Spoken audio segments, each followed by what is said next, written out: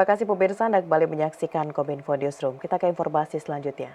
Presiden Joko Widodo resmikan jalan pintas batas kota Singaraja, Mangwitani, Kabupaten Buleleng, Provinsi Bali. Selanjutnya Presiden beserta rombongan berkesempatan mengunjungi sentra tenun Jembrana yang merupakan sentra kerajinan dan pusat oleh-oleh di Kabupaten Jembrana.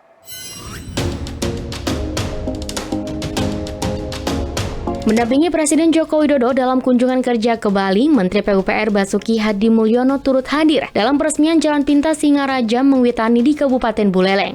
Penandatanganan ini dilakukan Presiden di atas prasasti.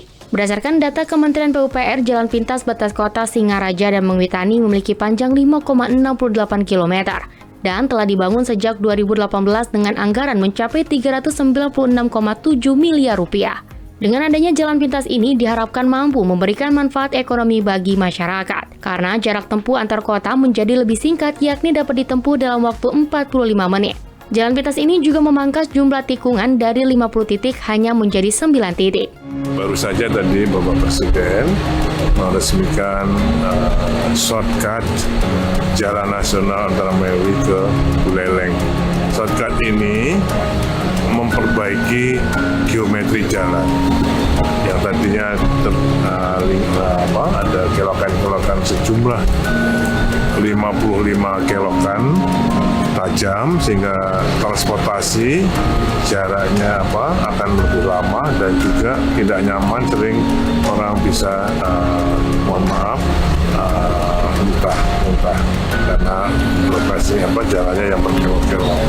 Nah, dengan shortcut ini akan menjadi hanya 16 kelokan, sehingga lebih cepat dan insya Allah akan lebih nyaman. Usai meresmikan Jalan Pintas Singaraja Mangwitani, Presiden Joko Widodo mengunjungi sentra tenun Jembrana di Kabupaten Jembrana. Presiden memberikan apresiasi bagi pemerintah Kabupaten Jembrana dan Pemprov Bali dalam upaya mendongkrak industri kreatif, khususnya industri buatan tangan di kawasan ini. Pemkab dan Pemprov Bali memiliki kebijakan bagi para pekerja untuk mengenakan kain tradisional khas Bali setiap Selasa dan Kamis. Kebijakan ini diyakini tidak hanya membuat semakin dihargainya budaya lokal, namun juga mendorong kemajuan industri kreatif.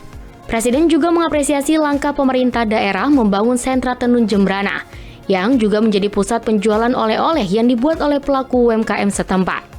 Ini akan mendorong industri kreatif, utamanya yang handmade, bisa berkembang dengan kebijakan ada pergub setiap Selasa pakai kain Bali dan setiap Kemis memakai busana adat.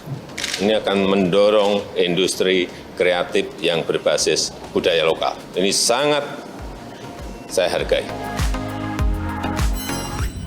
Informasi selanjutnya pemirsa, sebagai upaya kembangkan potensi Papua, Menko Luhut gelar Sel Teluk Cendrawasih.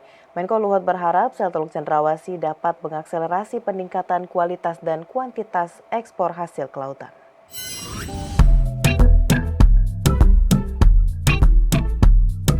Menteri Koordinator Bidang Kemaritiman Luhut Binsar Panjaitan hari ini resmi meluncurkan Sel Teluk Cendrawasih 2023 di Sarida, Jakarta. Mengusung tema memperkuat kedaulatan maritim Indonesia di Pasifik, Sel Teluk Cendrawasih ini diharapkan mampu menjadi kesempatan untuk memperkuat semangat bangga berwisata di Indonesia. Terdapat 3 fokus utama yang menjadi sasaran dengan digelarnya Sel Teluk Cendrawasih 2023, yakni ekspor perikanan, investasi, dan pengembangan potensi daerah. Sel Teluk Cendrawasih akan dilaksanakan di 4 kabupaten di Provinsi Papua Barat, yakni Kabupaten Biak, Waropen, Kepulauan Yapet, dan Sarmi, dengan puncak acara akan dihelat pada 1 hingga 7 November 2023.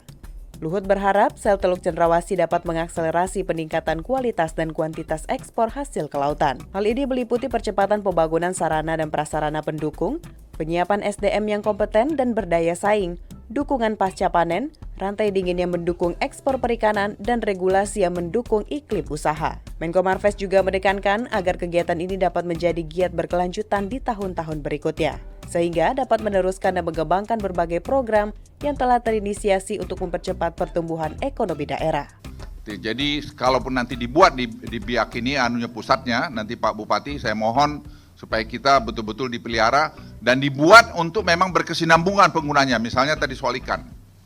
ya, soal ikan dan soal turis. Bapak Ibu sekalian, sekali lagi saya ucapkan terima kasih atas semua kerja keras kita untuk menyiapkan sel Teluk Cendrawasih bulan November yang akan datang. Dan akhir kata saya ucapkan terima kasih sekali lagi pada semua yang bekerja dan ayo kita saling membantu. Ya, tentu pasti ada banyak kurang dan kita apresiasi juga pada 4 bupati tadi yang langsung dan lebih bagus kita memberi kontribusi yang konkret daripada sekedar mengkritik yang tidak perlu. Tidak gampang untuk membuat Republik ini yang baik dan sekali lagi kita jangan pernah sombong. Kita semua pejabat ini harus betul-betul kerja dengan rendah hati karena semua juga pada akhirnya itu berpulang untuk kepentingan rakyat Indonesia. Dalam bidang investasi, Menteri Investasi Bahlil Lahadalia menyebutkan melalui sel Teluk Cendrawasih 2023 ini, pemerintah akan berfokus pada investasi yang lebih besar di tanah Papua. Difokuskan pada pariwisata, plus investasi. Investasinya memang itu investasi perikanan 4 triliun. Tapi kalau Papua secara keseluruhan, di tahun 2023 ini kita akan membangun dengan pabrik USDM pupuk di wilayah Papua Barat, pupuk Kalti, akan melakukan investasi di sana, kurang lebih sekitar 20 triliun lebih, sama pembangunan blue amonia di Bentuni. Dari total investasi dengan hulu migas itu kurang lebih sekitar 40-50 triliun akan kita lakukan di 2023 start. Jadi ini kalau ditanya bobotnya bagaimana, pariwisata, investasi, dan nasionalisme itu yang paling penting. Jadi membangun negara ini bagaimanapun, NKRI itu harus sesuatu harga mati untuk kita lakukan dalam kerangka kesejahteraan rakyat.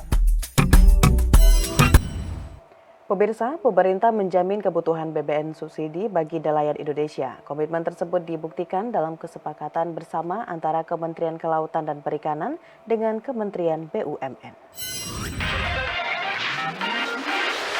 Kementerian Kelautan dan Perikanan bersinergi dengan Kementerian BUMN melalui anak usaha PT Pertamina Patra Niaga dalam pemenuhan kebutuhan bahan bakar bersubsidi bagi nelayan. Kesepakatan ini terjalin dalam nota perjanjian kerjasama yang ditandatangani Menteri KKP dan BUMN di Gedung KKP Jakarta. Menteri KKP Sakti Wahyu Trenggono mengatakan kebutuhan nelayan akan bahan bakar minyak per tahunnya sangatlah besar, yakni mencapai 3,4 juta kiloliter per tahunnya. Karena itu, dalam penyaluran BBM bersubsidi untuk nelayan perlu pemetaan jalur distribusi yang baik. Kementerian KKP telah membuat 6 zona penangkapan di Indonesia dengan 5 pelabuhan di setiap zonanya. Dengan zonasi ini, Menteri KKP menilai akan memudahkan kontrol penyaluran BBM. Tapi dengan klaster tadi, kita akan bisa kontrol bahwa di lokasi itu, di rumah pendaratan itu, ada bahan bakar atau tidak. Sementara itu, Menteri BUMN Erick Thohir menyebut sinergi dua kementerian merupakan upaya negara dan pemerintah mensejahterakan rakyat, sekaligus komitmen mendukung program ekonomi biru KKP. Untuk mensinergisitaskan program-program yang bisa memaksimalkan daripada mendukung apa yang sudah dilakukan Pak Trenggono dan jajarannya mengenai peta biru yang namanya Blue Economy. Sebesar 5,8 triliun dana desa telah dialokasikan untuk modal badan usaha milik desa sepanjang tahun 2015-2022. Menteri Abdul Halim Iskandar berharap dengan dana desa diharapkan dapat menjaga desa sebagai entitas ekonomi yang paling tahan terhadap krisis.